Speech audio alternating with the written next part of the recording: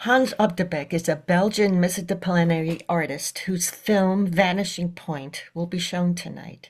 The film is a mesmerizing meditative video that immerses viewers in a dreamlike world. Rendered in black and white, the piece unfolds as a slow, continuous journey through an abstract, ever-shifting landscape. It evokes a sense of infinite space and stillness. This work embodies Op de Beeck's signature themes of time, space, memory, and the ephemeral nature of existence. He explores these themes in video installations, drawings, paintings, music, and theatrical plays. Hans has been very generous to take time out of his busy schedule to tell us a bit about himself and the origins of Vanishing Point. So, Hans, thank you so much for speaking with us today. First, I would like to know what your origin story is of becoming an artist. When was the moment that you decided that you needed to define your relationship with the world and with the world itself through art? Well, I always have been, during my youth, sort of a nerdy, unsportive kid, indoors, reading comic books, interested in language and drawing, but not so much into other things. So I think my parents already thought from very early on that I would end up doing something creative. Mhm. And yeah, as a teen, I was also playing music. I played the violin, played some guitar. I was studying drama, acting class, all kinds of things. So let's say, the drive to doing something creative has always been there, even though I was a pretty shy child, Mhm. always having a red head when someone paid attention to me, always blushing.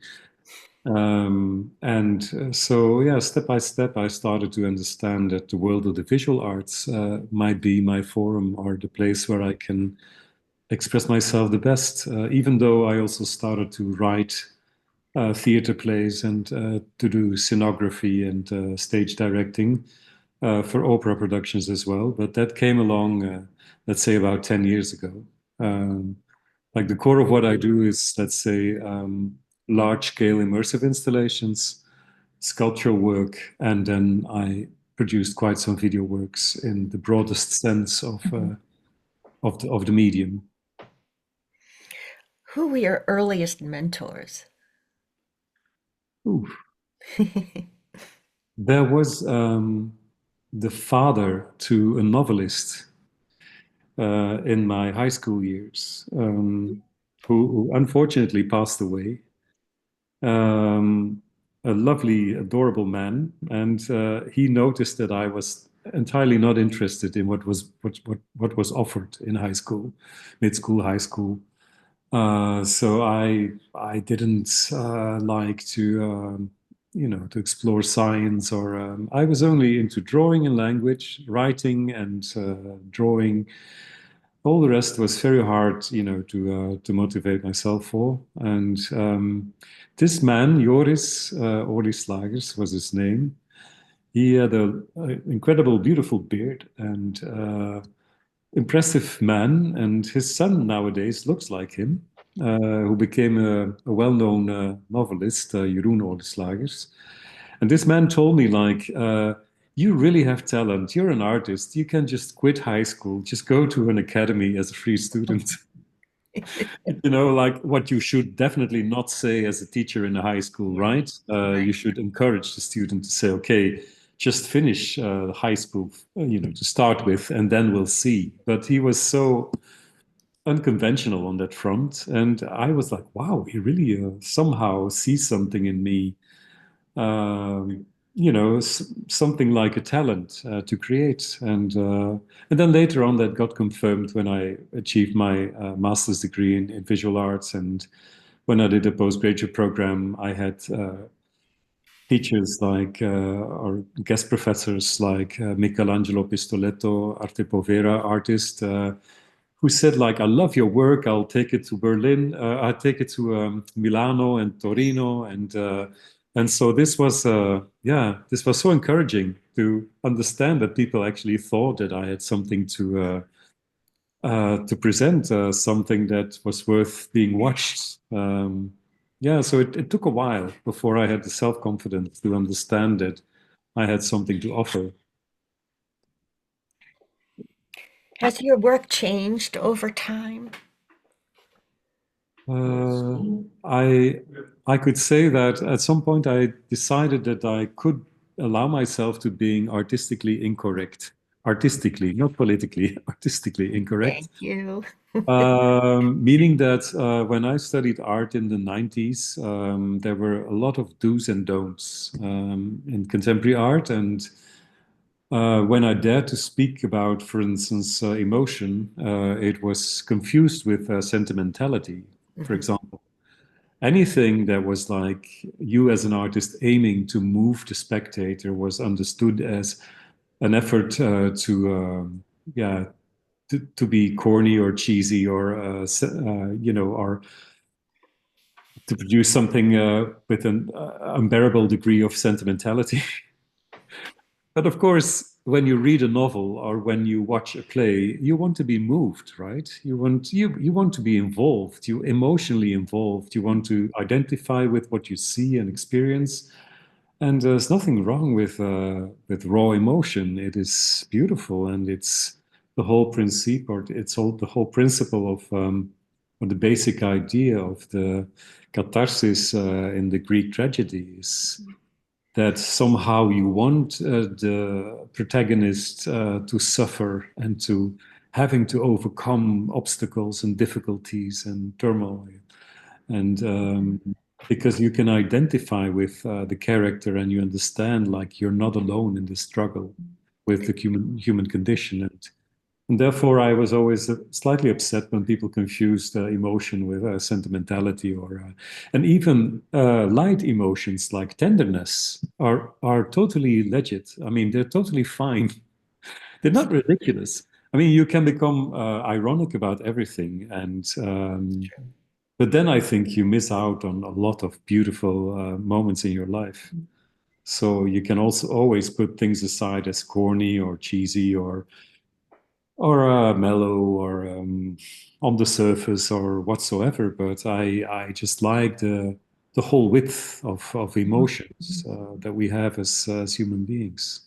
Yeah. To be a bit pedestrian, that almost, it does, it reminds me of, I guess it was on Sunday when Rory McIlroy won the Masters and, big golf tournament. And he had won every major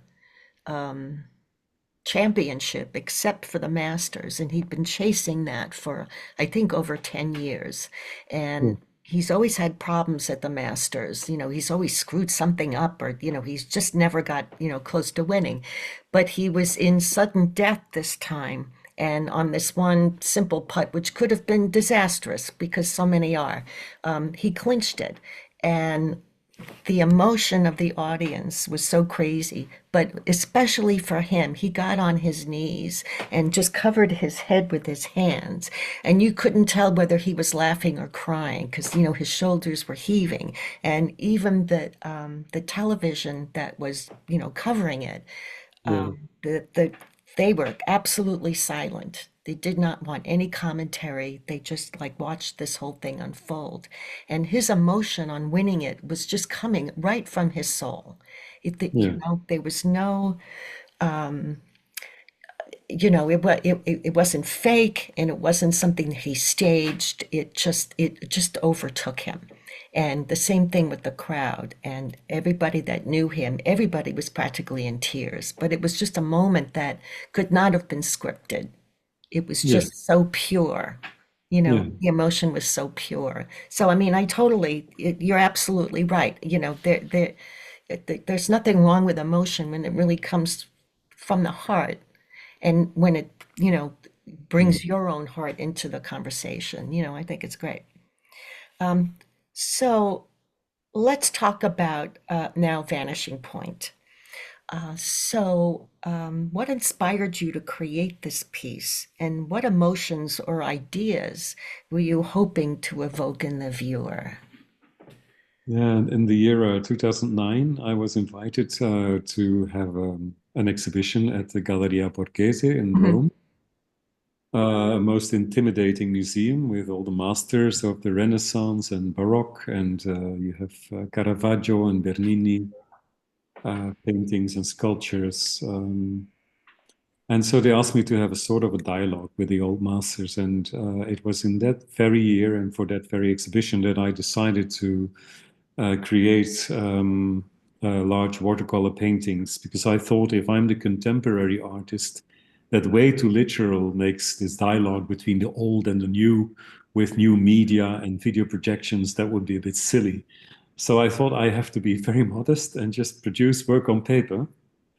And I started to paint the first black and white watercolors with the simplest of means, just watercolor paper, a porcelain bowl of water, and two brushes and black pigment. And since then, I've been creating these watercolors in between my sculptural research and my installational work. And it's been a sort of an ongoing picture book. And by now, I made about 400 watercolors, and it'll keep going. It's a sort of a dark, a fairy tale-ish, mysterious, nocturnal series. And I also paint them at night. And my love for the graphic novel and for the film noir is reappearing and alive during those endless hours of painting. Because mostly I'd paint like, let's say, from 8 in the evening until 8 in the morning. So I have 12 hours straight without interruption. And then I'll nap a bit and go back to the studio to do some sculpting. But yeah, it is something I do without any form of legitimation. So Mhm. if a curator were to ask me like, what is it about? What's your concept? In a way, I couldn't answer. I'd say it is a dreamlike evocation of fictitious landscapes, interiors, characters that appear and disappear. And whether I show them as watercolors or whether I show them inserted with time in the animated film, it is, of course, the same work or the same spirit. So some years after this first exhibition in Italy, I decided to animate the black and white watercolors. And the first movie I made was called Nighttime with those watercolors. And this, the second one, Vanishing Point. It is a sort of the same principle.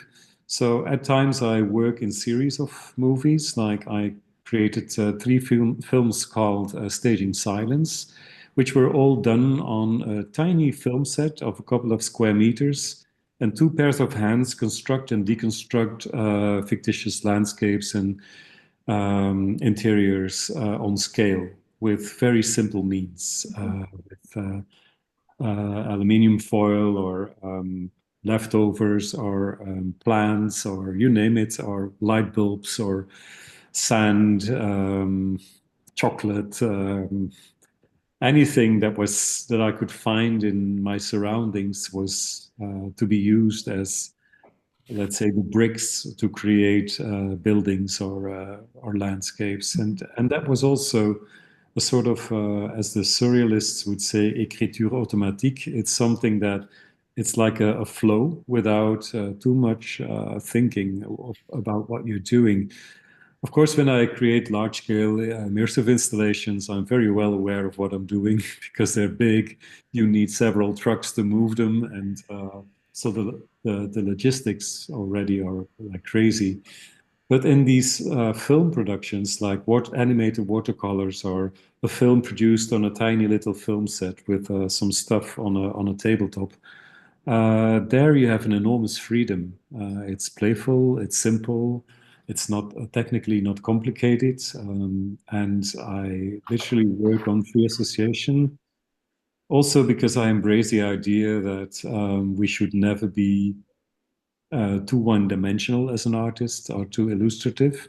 And we should always welcome things that are illogical or absurd within the whole, because it gives oxygen to the movie or to the sculpture or Mhm. to the theater piece.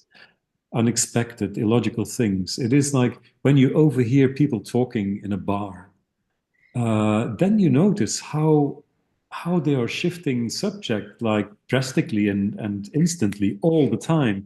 There's like no beautiful narration with a beginning, a middle, and an ending. It is just incredibly chaotic in a way. The way we speak and freely associate when we talk, when we exchange ideas, um, and this illogical structure is something that I started to welcome in my work, and also on the aesthetic level. I know that certain things I use are considered too kitsch or too cliche or too this or too that. But then I think, well, life isn't a perfect design object.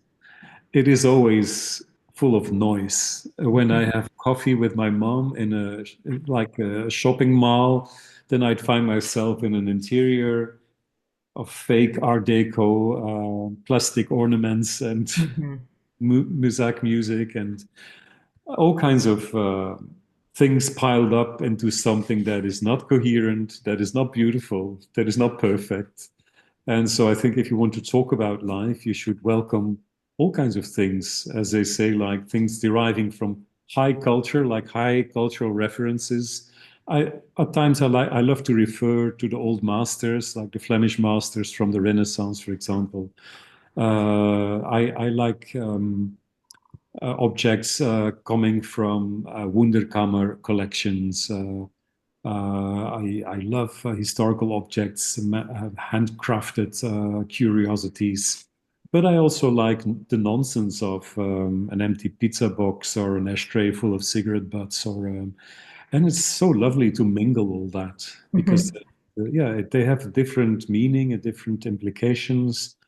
But by removing the hierarchy between precious objects and banalities, you create an enormous freedom in what you deliver as an artist. And so, both, let's say my work is both anachronistic as well as eclectic in its aesthetics.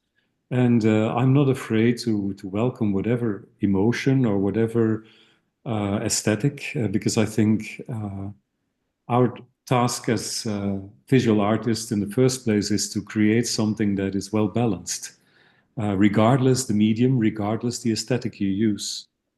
And so the precise balance between form and content is what delivers the art piece. Mhm. Not the very content by itself, because your movie or your sculpture can talk about nothing, like the still life paintings of Giorgio Morandi, where you see a couple of bottles herded together on a tabletop. If you have to write down what this work is about, you'd say three bottles on a tabletop, right? It seems like no content whatsoever. Um, but if you paint it as Morandi does it, it becomes like a Zen Buddhist garden. It becomes like a melancholic, quiet, almost a suffocating stillness and solitude. There's so much you find in that almost nothingness of those paintings. So he turns it into grand content just by the way he delivers it, painting wise. Exactly. And so we don't need spectacular contents, or we could use that, but it's not necessary. So it all comes down to how precise the artist executes something in its balance between form and content. Mhm. There is no subject too silly. There is no aesthetic Mhm. that is wrong. Uh, it's how you use it, Mhm. how you employ it. Right. Your comment about conversations at a bar reminds me of one question I did want to ask you, although I think you just now kind of like explained it. But the video, The Vanishing Point, seems to invite a slow, contemplative way of looking. Yeah. And so, do you see that film as a response to any cultural or historical moment? And in this fast-paced digital world, which is also, I think, driving how people communicate orally. Yeah. Do you see your work as a form of resistance to the culture of immediacy? It is for sure something that I would love to see as a spectator. So you're always the first spectator of your own work. Mhm. So whether it's a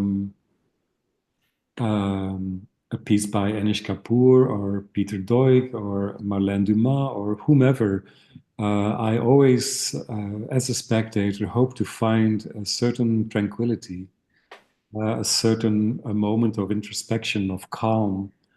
And that's what I figured out about myself as a spectator. And then I thought, okay, so this is what I should try to stage in my own work: silence, tranquility, calm. And departing from there, I can then smuggle in all kinds of questions Mhm. about the human condition today, about universal subjects, about the interchangeability of a human life, about the human condition, about nowadays topics. But I think for my own work, I don't like to be too literal or too straightforward. So I love to, in the first place, offer a sort of a calm moment of introspection, contemplation, meditation. And from there, I can then pose questions together with the spectator. I don't have any wisdom to offer, I don't have any answers. I certainly don't have um, to preach to the choir about ethical issues. Mhm. I don't. I should never be sort of a paternalizing voice as an author. Why should I? I'm just a simple human being making mistakes and doing silly, regrettable things in his life. So who am I to lecture anyone on anything? But I think it's consoling and nice to know that that spectators and creators together can find a sort of common ground, a sort of a companionship or a consoling togetherness in a way. And so with Vanishing Point, I thought I want to make a very calm, slow movie that has, let's say, the potential of derailment or darkness in it as well, somehow, at certain points. Like when you see a young girl drifting off in a rowing boat on a lake, and you think, where's she going? What's going on? What is this? Is it a dark dream of hers, or are we with her, or what's happening? So there are many starting points of tiny little stories that I offer. But then there's the snow that always returns and that silences down the world under a blanket of white. And so this calm passing of time is something that I love to share. Mhm. And I didn't create something with a literal narration as I did. I wrote three theater plays. And of course, those have a plot. They have a beginning, a middle, and an ending. Mhm. And it is a different way of showing as well than a film in a visual arts setting. Um, so the here and nowness of the actors on the stage, it's a different vibe or a different Mhm. structure. But in the works I show in the visual arts scene, I really try to put as little pressure on the spectator's shoulders as possible, meaning that if you walk inside an immersive installation of mine and you walk through it for 5 seconds, or you decide to stay there for half an hour, in both options, you'll get something from it. Thing. So I don't like it when I see an art piece that somehow demands that I sit down and wait endlessly until something arrives. So I like to create, I'm trying to create a flow in my work or a sort of generous invitation to the spectator that please don't feel any pressure. Be my guest if you want to watch it entirely or not. So even if you watch Vanishing Point for a minute, Mhm. you get the feel of it. And if you decide to watch it twice, fine as well.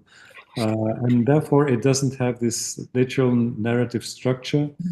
Mhm. It has a sort of a loop function. It starts with my youngest son, who is autistic and mentally challenged. And he's lying on his back and breathing calmly. And it is as if we're entering his dream or his mind. And in the end, he reappears. And yeah, it's by itself not that important that you know that it's my son or but yeah, it's he's a very special angel-like character, and I somehow felt I have to make him appear in some of my work, Well, it adds an additional special meaning to the film that you've said that, um, because those kind of individuals are in a reality that we may not understand, but it's as real to them as what we live. yeah, and to come back to what you said about producing art that slows down the world as a sort of resistance in a way to the speed of life nowadays um, is something that I learned from my youngest son because he literally slows down the world all by himself for me because he's not about the rat race. He's not about uh, yeah, he can't read or write. He'll turn 12 in a couple of days. He's entirely detached from what other people find important, and so it's most humbling and incredibly beautiful and moving to having such a soul in your life. And in a way, his character and his being is close to the spirit of the movie, and so somehow it's coinciding, or maybe not. Maybe it was unconsciously I brought them together in Mhm, that. mhm.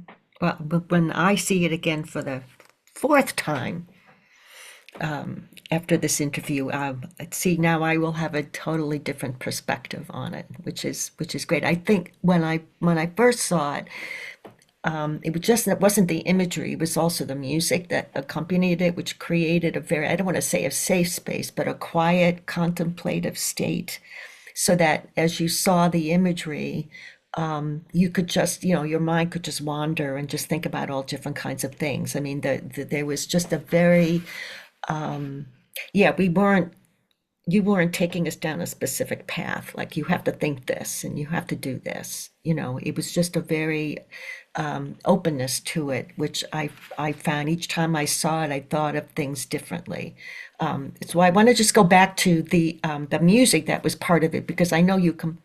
I'm sorry, I have to interrupt for one thing. Okay, sure. Can you open the door?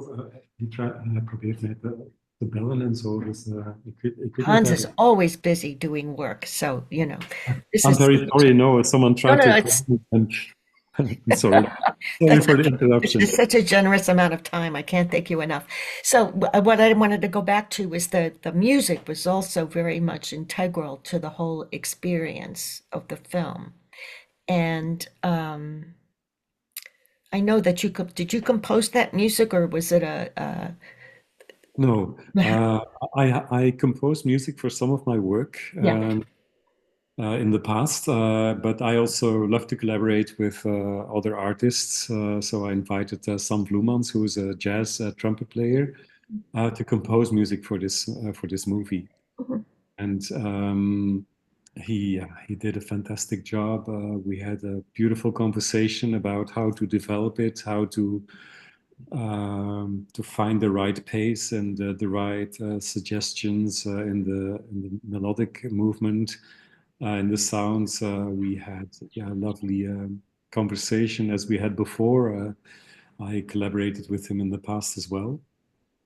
And yeah, it's for me important that for every film or visual arts project I do that involves sound or music, that also the music or the sound is a new creation. Because of course one can always use a piece of Johann Sebastian Bach in his or her video work, but then you're abusing the old master, I think, for your own good, because it will always elevate your thing. Personally, as a former dancer and managing a dance company, Bach is overused and for the wrong reasons in a lot of Yeah, contemporary dance. So I'm right there with you. I yeah. totally get it. If there's an opportunity to create something new, like a Yeah, new layer exactly. Yep. additionally, and have an exchange with another artist, I Yeah, think is just a marvelous thing to do. absolutely. Um, all Can right. I Oh, yeah, go ahead. interrupt you for 1 second Yes. because there's someone urgently trying to reach me, but Okay. I'm back in a minute. Thank Okay, you. that's fine.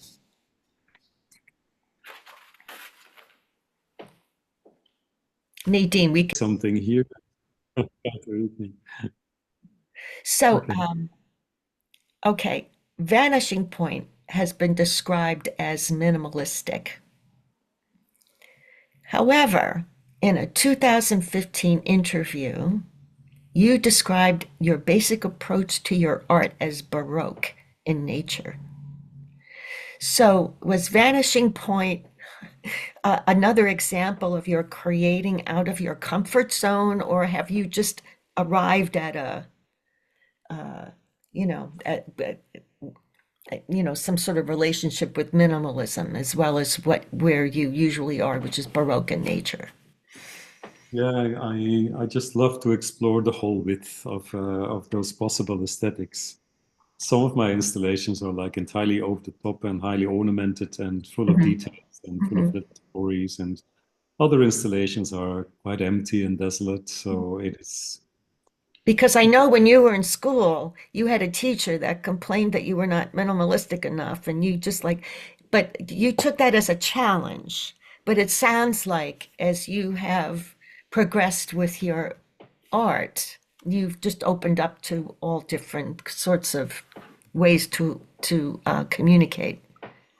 yeah, it was, when I was taught, to when I was studying art, some of my teachers were, let's say, minimalists, sort of 1970s artists. And I truly try to employ the less is more principle. But for me, coming from comic books and graphic novels as a background, less is sometimes just less.